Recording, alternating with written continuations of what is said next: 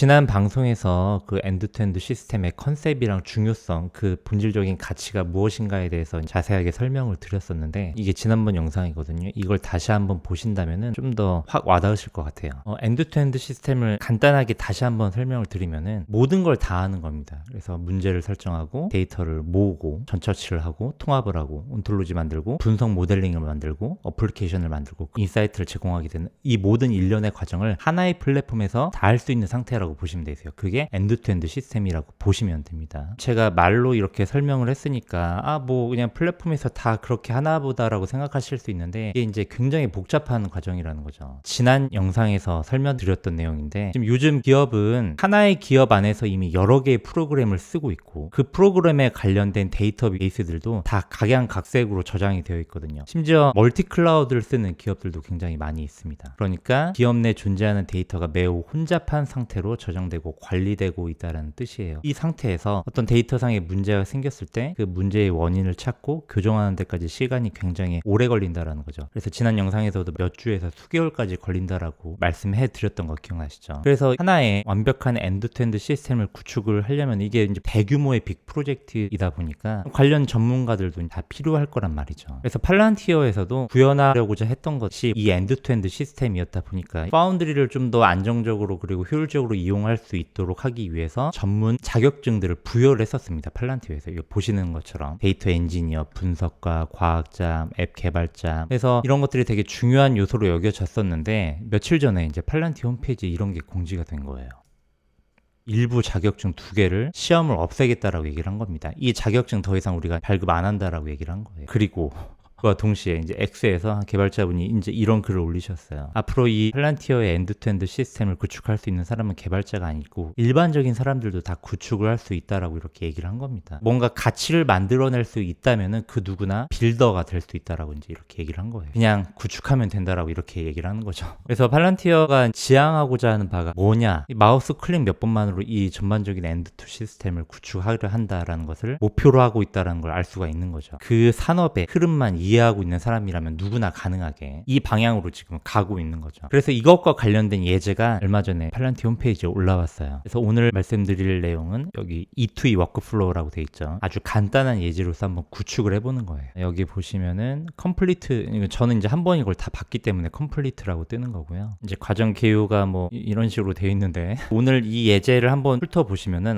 팔란티어가 뭐를 지향하려고 하는구나라는 게 좀 느껴지실 것 같고, 온톨로지가 어떤 가치인지에 대해서 여러분 좀 느낌이 좀 오실 겁니다. 그러면 예제를 한번 봐볼게요. 일단 하나의 예시가 있어요. 물건을 파는 회사 A가 있는데 B라는 회사를 인수하려고 하는 겁니다. 그런데 이제 한 가지 문제가 생겼어요. 인수는 했는데 이 전산상으로는 통합이 지금 안 되고 있는 거예요. 이 IT 통합이 완벽하게 이루어지려면 최소 1년은 걸리는 이런 상황이에요. 이게 기본 세팅입니다. 우리는 A라는 회사에서 주문 접수 관리를 담당으로 지금 하고 있습니다. 이제 회사가 합쳐졌잖아요. 문제는 IT 통합이 안 된 상황이죠. 그래서 지금 어떻게 하고 있냐면은 A라는 회사의 데이터를 모으고 B라는 회사의 데이터를 모아서 엑셀에서 수기로 통합 작업을 지금 하고 있는 거죠. 문건이 많지 않을 때에는 그래도 어느 정도 버텨나갈 수 있는데, 주문이 점점 많아지면서 수기로 하기가 힘든 상황에 오게 된 겁니다. 그래서 우리는 지금 A 회사와 B 회사의 주문 관리의 데이터들을 한 번에 좀 통합을 해서 좀 더 효율적으로 이걸 관리하고 싶은 겁니다. 이 문제를 우리가 지금 해결하고 싶은 거예요. 딱 봐도 번거롭고 굉장히 오래 걸릴 만한 일이잖아요. 이것을 파운드리에서 어떻게 해결해 가는지를 여러분 한번 보시면 될 것 같아요. 그래서 파운드리를 켰습니다. 뉴 프로젝트 버튼을 누르면은 이 하나의 문제에 대해서 하나의 프로젝트가 생성된다라고 보시면 되세요. 프로젝트를 누르고 빌더 파이프라인이라는 게 뜨죠. 가장 먼저 할 일은 이 데이터 파이프라인을 구축을 하는 건데, 이 파이프라인이라는 게 말 그대로 배수관이잖아요. 파이프라인이. 그래서 물기를 내주는 거예요. 어디선가 데이터를 가지고 와서 요리조리 물기를 내줘가지고 최종적으로 어떤 해결책과 연결이 되게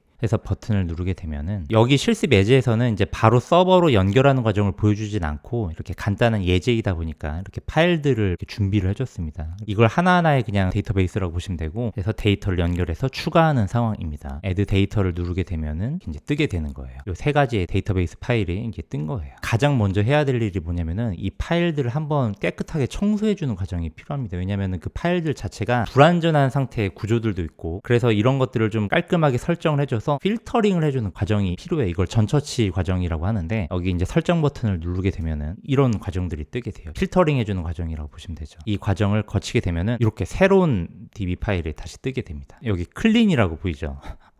한번 필터화 됐다는 이야기예요. 그리고 다음 같은 방식으로 A 회사도 필터링을 해주는 거죠. 이렇게 됐죠. 그 다음 해야 할 일은 이 고객 프로필 파일과 이 필터화된 주문 데이터를 이제 합치는 과정이 필요한 거예요. 그래서 어떻게 합치냐면은 여기 고객 프로필 클릭하고 A 회사 거 클릭하고, 그리고 나서 조인 버튼을 누르는 거죠. 그러면 합쳐지는 거예요. 그리고 두 번째, 고객 프로필 누르고 여기 B 회사 거 클릭하고 마찬가지로 누르면 합쳐지는 겁니다. 그래서 그 합쳐진 장면이 이렇게 되는 거예요. 고객 프로필 데이터와 고객 회사의 주문 데이터가 이제 합쳐진 상황이죠. 그리고 마찬가지로 이제 A 회사와 B 회사를 합쳐야 될 거 아니에요. 그래서 이걸 합치면은 이제 이렇게 되는 겁니다. 이게 이제 최종적으로 합쳐진 데이터니까 이 데이터에 이제 출구를 만들어 주는 거예요. 여기 우클릭 해가지고 아웃풋 버튼을 누르면은 DB 파일의 이름을 설정하라고 나오거든요. 그래서 여기 이름을 all orders라고 이름을 설정을 했어요. 이렇게 마지막으로 이 디플로이 파이프라인 설치하겠다라는 버튼을 누르게 되면은 최종적인 모습이 이제 이런 식으로 진행이 됩니다. 다 머릿속에 이제 그려지시죠? 처음에 각 회사에서 갖고 왔던 B 회사, A 회사, 그리고 고객 프로필 파일 한 번에 전처치를 한 다음에 합쳤죠. 그리고 두 개를 합치고 최종적으로 생성된 DB 파일. 이 all orders를 좀 잘 기억하세요. 이게 최종적으로 생성된 DB 통합 파일입니다. 이거까지 했으면은 우리가 원하는 데이터들을 연결해서 가지고 온 다음에 통합까지 한 거예요. 마우스 몇 번 클릭만으로 굉장하게 간단하게 이루어졌죠. 자, 그럼 그 다음 해야 될 일이 뭘까요? 데이터를 통합을 했습니다. 그 다음으로 해야 될 일. 뭘 만들어야 될까요? 통합 DB 파일에, 그쵸?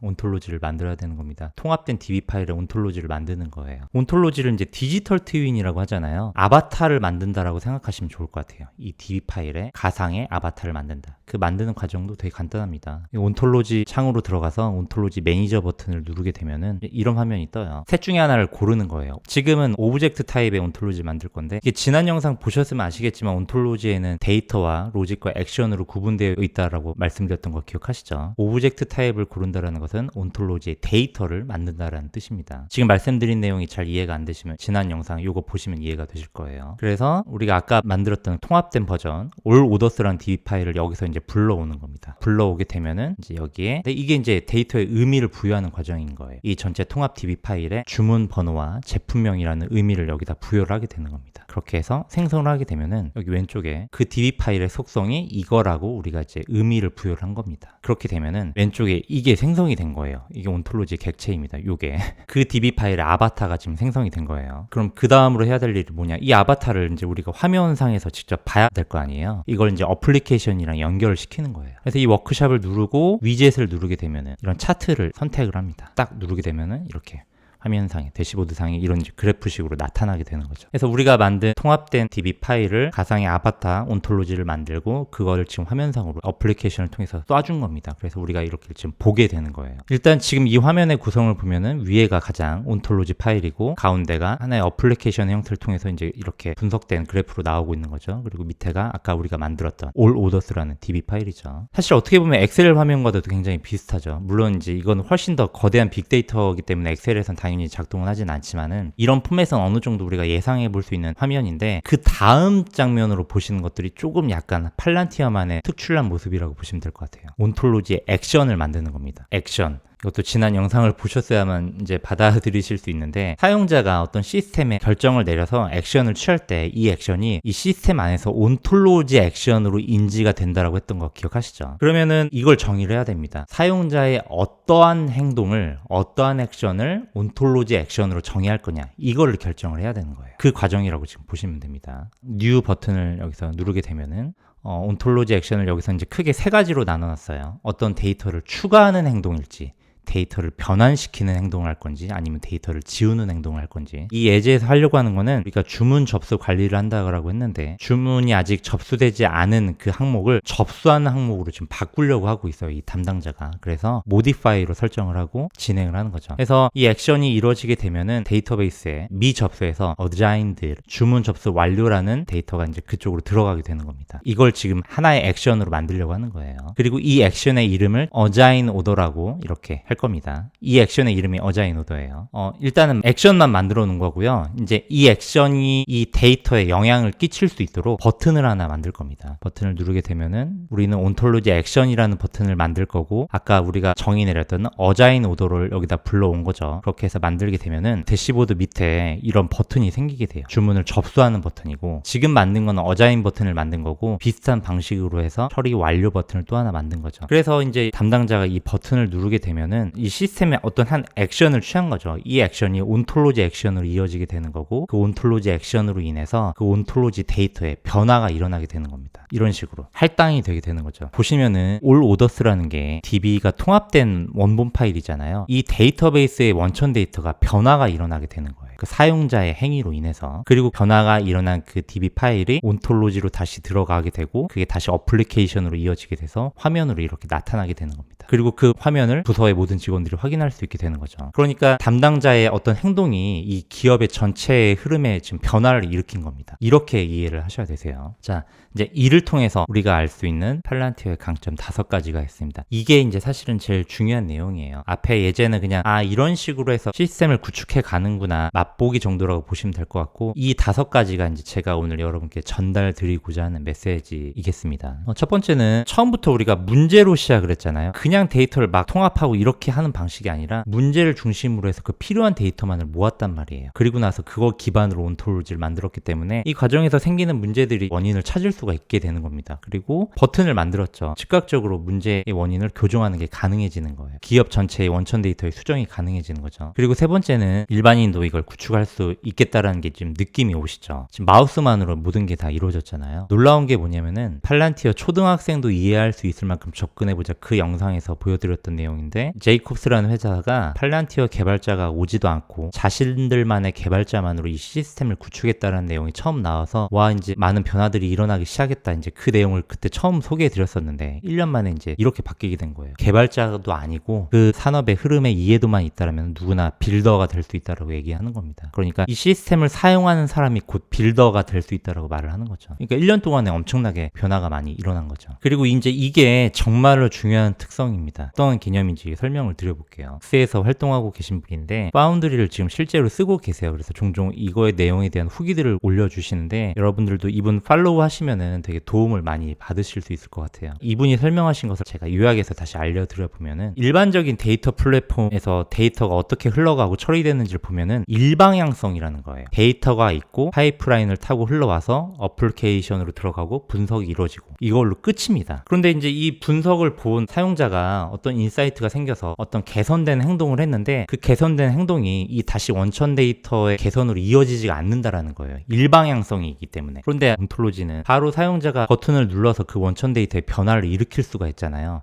이게 다르다라는 거예요. 그리고 두 번째가 좀 더 혁신적인 특징이 있습니다. 일반적으로 하나의 데이터에는 하나의 어플리케이션에만 귀속되어 있다라고 설명을 해주시더라고요. 이게 무슨 말이냐면은, 이 데이터 A라는 것은 앱 1에서만 사용될 수가 있는 거예요. 이 데이터 A가 앱 1과 앱 2에서 동시에 사용하기가 어렵다라는 겁니다. 저장 공간의 특성 때문에 그렇다라고 얘기를 하시더라고요. 그래서 이게 서로가 단절되어 있다 보니까 어떤 문제들이 생길 수 있냐면은, 이 앱 1의 사용자가 뭔가 이제 인사이트가 생겨서 어떤 개선된 행동을 했고, 그 개선된 행동이 이 데이터 A에도 변화를 일으켰어요. 그런데 이 데이터 A는 앱2에서도 쓰고 있거든요. 근데 이 앱2에서는 이 개선된 A의 변화가 적용이 안 되는 겁니다. 서로 단절이 돼 있기 때문에. 그래서 같은 데이터 A를 쓰고 있음에도 불구하고 앱1에서는 개선이 일어났는데 앱2에서는 여전히 개선이 일어나기 전에 데이터 A를 쓰고 있는 겁니다. 단절이 돼 있기 때문이라는 거예요. 그래서 개선된 의사결정을 함으로 인해서 특정 파트에서 어떤 발전이 일어났는데 그 발전이 다른 부서로 전달이 안 되는 거죠. 지엽적인 발전만 일어나게 되는 상황이라는 겁니다. 그런데 팔란티어 온톨로지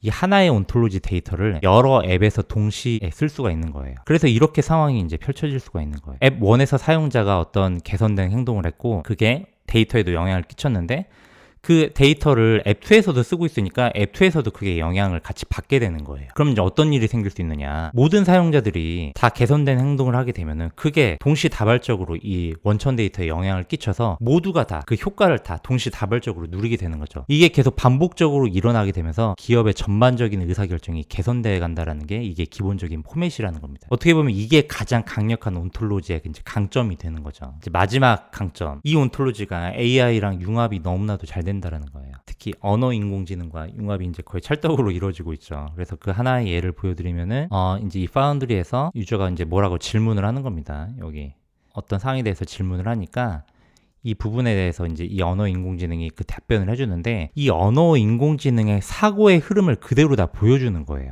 질문자의 질문을 나는 이렇게 파악을 했고, 질문에 대한 내용에 대해서 온톨로지를 내가 쭉 찾아보니까 이렇더라. 그래서 그 온톨로지에 의거해서 나는 이렇게 답변을 너에게 주겠다라고 얘기를 하는 겁니다. 그 답변이 최종적으로 이렇게 나왔고, 그게 오른쪽에 이제 이렇게 뜨게 되는 거예요. 이 사고의 흐름을 명확하게 보여주고, 이 언어 인공지능이 어떻게 온톨로지를 이용해서 답변을 준다는 걸 그대로 보여주니까 이 답변의 신뢰도는 당연히 올라갈 수밖에 없겠죠. 그리고 이제 보다 더 중요한 것은 얘기했었죠. 사용자의 어떤 액션이 온톨로지 액션으로 인지가 돼서 액션이 이제 원천 데이터에 영향을 주게 된다라고 얘기를 했습니다. 이게 아까 얘기 드렸다시피 AI가 온톨로지랑 융합이 되게 잘 된다라고 말씀드렸잖아요. 그래서 사람이 아니라 AI가 이 온톨로지 액션이랑 연결이 될 수 있는 거예요. AI로 인해 기업의 원천 데이터가 변화가 될 수 있는 상황이 생기게 된 겁니다. 이게 이제 되게 중요한 의미인데, 이제 다른 회사의 LLM을 적용할 때는 대부분 문서 작업이나 데이터 분석 정도의 이런 코파일럿 수준의 역할만을 하고 있다는 겁니다. 왜냐하면 일방향성으로 이 플랫폼이 짜여져 있으니까. 그런데 팔란티어는 양방향성이죠. 이제 AI의 액션으로 기업의 원천 데이터에 영향을 줄 수 있게 되다 보니까 그 핵심 문제를 해결하는 과정에서 이제 깊숙이 관여할 수 있게 된다라고 얘기를 하는 거죠. 온톨로지가 있기 때문에 가능하다라는 겁니다. 보통 이제 팔란티어를 검색하시다 보면은 이 두 분이 되게 유명하신 인플루언서예요. 이 두 분이 최근에 이제 팔란티어의 이 CTO 샴생커를 찾아가서 인터뷰한 영상이 떴거든요. 이 샴생커가 이제 이렇게 얘기를 하더라고요. 이 팔란티어의 AIP에 장착되어 있는 이 LLM은 이 기업의 인턴 직원과 같다라는 겁니다. 그런데 이 기업에서 이 모든 문제를 다 온톨로지화 해놨기 때문에 이 인턴 직원이 그 온톨로지를 잘 이해할 수가 있다라는 거죠. 그래서 시키면 인턴으로서 행동으로 다 옮기게 되는 겁니다. 근데 그 행동이 처음에는 간단한 인턴 수준의 일이었지만 점점 이 온톨로지가 사용자가 액션을 취함으로써 개선이 일어나게 되잖아요. 이 온톨로지를 학습한 이 언어 인공지능이 처음에는 인턴 직원 같다가 나중에는 전문가와 같은 이런 높은 수준의 의사결정을 하게 된다라고 이렇게 얘기를 하더라고요. 샴생커가. 그래서 이런 이슈들이 계속 나오는 것 같아요. 엔터프라이즈 AI를 어떻게 활용하는가가 계속 중요한 화두이고, 상황들 보면은 다 접목을 시키고 있어요. 이미 다 활용을 하고 있는데 어떻게 활용해야 되는지를 잘 모른다라는 겁니다. 그러다 보니까 되게 지엽적인 문제에만 적용을 하고 있는 거죠. 그런데 이제 다시 질문을 해보는 거죠. 기업의 실질적인 문제 어떻게 활용을 하고 있느냐, 너네 문제 어떤 혁신적인 본질적인 변화를 AI가 일으키고 있느냐, 그러니까 돈을 버는데 실질적으로 어떻게 도움이 되고 있느냐를 물으면은 대답을 못 한다라는 겁니다. 이게 되게 중요한 포인트일 것 같아요. 그런데 팔란티어는 이제 그걸 해내고 있는 거죠. 왜냐하면은 처음부터 문제 중심으로 엔드투엔드 시스템이 구축이 되어 있고, 온톨로지가 있고, 사용자들의 의사 결정을 통해서 온톨로지가 지속적으로 계속 최적화가 되고 있고 업그레이드가 되고 있고, 그 업그레이드를 습득한 언어 인공지능이 처음에는 인턴과 같은 의사 결정을 하다가 점점 전문가 수준의 의사 결정을 하게 된다라는 거죠. 그러면서 실질적인 문제 해결이 이루어지고 있다라는 게 팔란티어의 가장 핵심 강점이라고 말할 수 있겠습니다. 언어 인공지능이 완벽한 능력을 발휘할 수 있게 그 완벽한 인프라를 갖추고 있다라는 개념이라고 보실 수 있을 것 같고요. 그 인프라를 구축하는 내용이 오늘 방송의 내용이고, 예제를 보니까 생각보다 쉽게 구축할 수 있겠더라가 오늘 제가 전달하려는 마지막 메시지였습니다. 그 내용이 좀 쉽게 좀 전달이 되셨나요?